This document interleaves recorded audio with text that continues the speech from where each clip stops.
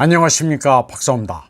나토 정상회담에 앞서 집단 서방은 러시아군이 키예프의 아흐마트젯 아동병원을 미사일로 공격해 40명 이상의 사상자를 발생시켰다면서 러시아를 비난하고 있습니다. 그러나 러시아는 아동병원 같은 민간시설을 공격한 적이 없다고 밝혔습니다. 그리고 러시아는 병원에서 1.5km 떨어진 우크르 아바로프롬의 아르점 공장을 목표로 했다고 설명했습니다. 아르점 무기 공장으로 발사한 러시아 미사일을 요격하려던 우크라이나 방공미사일이 목표물을 놓치고 병원으로 떨어진 것이라고 해명했습니다. 러시아 측은 그러면서 미사일이 아동병원을 강타하기 직전의 사진을 제시했습니다. 영락없는 나삼스 미사일입니다. 당시 현장에서 찍힌 사진은 너무나도 명확합니다. 러시아제 흐-101 순항미사일이 아닙니다. 바실리 네벤자 유엔 주재 러시아 대표는 안보리 회의에서 병원을 강타한 미사일을 노르웨이가 제공한 나삼스 대공 미사일로 특정했습니다. 네벤자는 그러면서 젤렌스키 정권에 나삼스를 공급한 노르웨이 당국의 반응을 기다리겠다고 말했습니다. 그리고 노르웨이 당국이 그 미사일을 아동병원 공격에 사용하고 주거 지역에 배치하도록 승인했느냐고 물었습니다. 나삼스는 공대공 미사일 AIM-120 미사일을 지대공으로 개조한 무기입니다.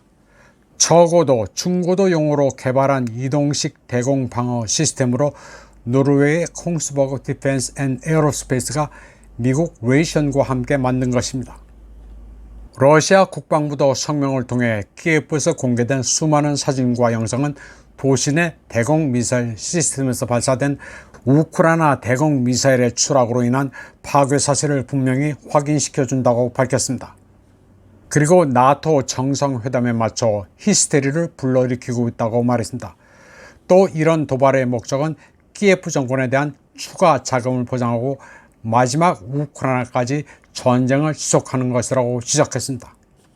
러시아 측은 또 흐-101 순항 미사일이 떨어졌으면 건물이 완파되고 분화구가 남았을 것이라면서 폭발 흔적으로 볼 때 파편이 비산하는 나삼스의 AIM-120이 맞다고 설명했습니다. 군사 분석가 보리스 로즈는 키예프의 해당 지역은 민간 거주구역과 방산업체가 뒤섞여 있다고 지적했습니다. 그리고 무기 생산 시설을 보호하기 위해 민간 시설을 인간 방패로 사용해왔다고 말했습니다. 그는 또 우크라이나가 부차 스타일로 사건을 조작해 러시아를 비난하고 새로운 무기를 요구할 것이라고 말했습니다. 우크라이나 정치학자 블라디미르 스카치코도 비슷한 견해를 공유했습니다. 그는 우크라이나군이 오랫동안 전장에서 승리를 거두지 못했고 나토 정상회담의 즈음에 러시아의 끔찍한 잔혹 행위에 대한 증거가 필요했다고 말했습니다. 주미 러시아 대사 아나톨리 안토노프는 키예프의 서방 후원자들이 병원 참사를 전쟁 지속 정당화를 위한 완벽한 선물로 여긴다고 말했습니다. 안토노프는 서방 매체가 히스테리를 조장하고 있으며 이 비극에 대한 진실을 숨기고 있다고 말했습니다. 아니나 다를까 러시아가 키예프 민간인을 공습했다는 내러티브가 나온 직후 열린 나토 정상회담에서 조 바이든은 역사적인 기부를 발표했습니다. 나토 정상회담은 우크라이나에 대한 무기 퍼주기 대회로 전락했습니다. 나토 국가들은 방공 무기를 달라는 젤렌스키 요구에 응해 5세대 추가 방공 시스템을 주기로 했습니다. 미국, 독일, 루마니아는 각각 새로운 패트리어트 포대를 기부하고 네덜란드와 다른 파트너는 패트리어트의 구성 요소를 공급하기로 했습니다. 이태리는 새로운 샘프티 시스템을 제공하겠다고 약속했습니다. 나토는 앞으로 몇 달 동안 나삼스, 허크, 아이리스-T SLM, 게파르트 등 수십 점의 방공 시스템을 제공하겠다고 밝혔습니다. 한편 인도의 모디 총리는 전쟁 중에 무고한 어린이가 사망하는 것을 보고 가슴에서 피가 흐르는 슬픔을 느낀다고 말했습니다. 그런데 모디의 발언은 러시아가 그랬다고 한 게 아니라 일반론입니다.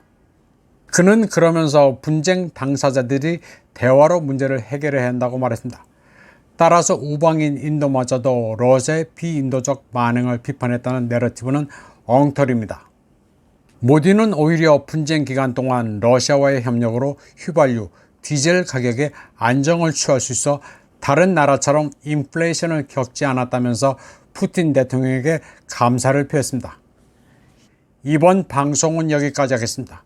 시청해주신 여러분 감사합니다.